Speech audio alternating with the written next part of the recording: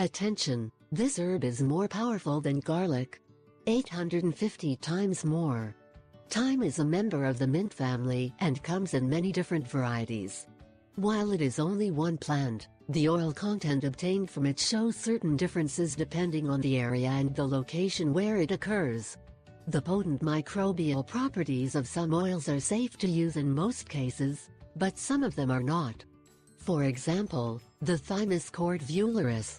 Linalool is the safest for beginners, including children and older adults. Other chemotype, such as the Thymus vulgaris carvacrol cort vulgaris, tujanol, and cort vulgar thymus. Thymol should be used under the supervision of qualified aromatherapy. Thyme is most commonly used in aromatherapy, but should be used sparingly.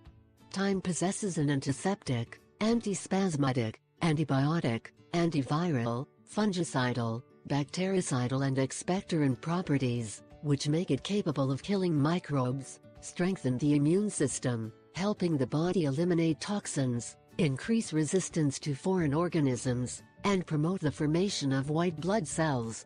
Its name derives from the Greek word thymos, meaning perfume, so it's no wonder its aroma is so powerful and penetrating. Treatment of respiratory infections is one of the most common uses of thyme. Being an effective lung disinfectant, it is beneficial for sore throat, cough, asthma, whooping cough, bronchitis, laryngitis, and chest, throat and nose infections. Inhale thyme oil to treat infections such as chest or nose infections, and use mouthwash or toothpaste for infections of the mouth and gums.